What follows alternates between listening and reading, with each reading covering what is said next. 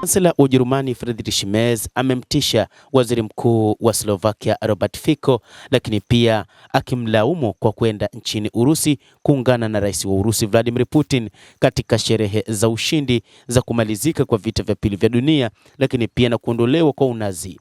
Msemaji wa Wizara ya Mambo ya Nje ya Urusi Maria Zakharova amemjibu kansela huyo Ujerumani Friedrich Merz baada ya kumkosoa waziri mkuu wa Slovakia Robert Fico kwa kuhudhuria sherehe za siku ya ushindi mjini Moscow.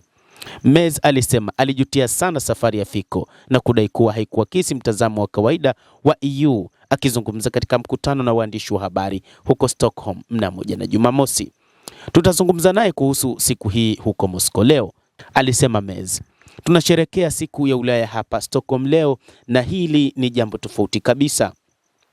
Alipoulizwa kutoa maoni yake juu ya matamshi ya Merz, Maria Zakharova, msemaji wa Wizara ya Mambo ya Kigeni ya Urusi, alisema kuwa Uropa ya sasa haingekuwepo bila dhabihu ya Sovieti ambayo ilisababisha kushindwa kwa Ujerumani ya Kinazi mnamo mwaka 1945.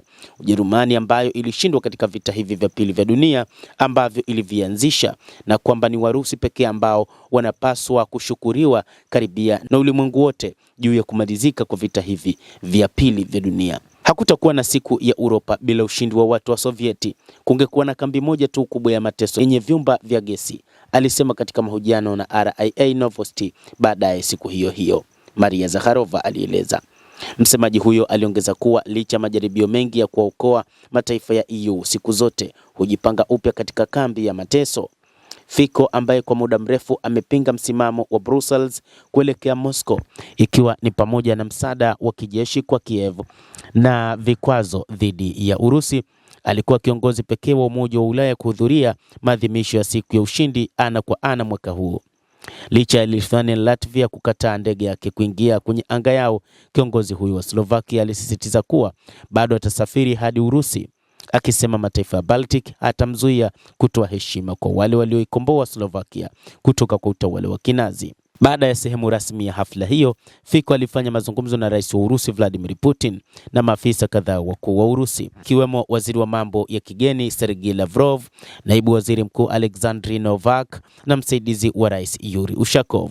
Putin alisifu msimamo usio yumba wa Fico juu ya kuhifadhi ukweli wa kihistoria kuhusu matukio ya vita vya pili vya dunia na jukumu la jeshi jekundu, kwa maana jeshi la Kisovieti, katika kukomboa Uropa kutoka kwa Unazi, na akisisitiza mchango wa wapiganaji wa upinzani wa Slovakia katika kushindwa kwa Ujerumani ya Kinazi.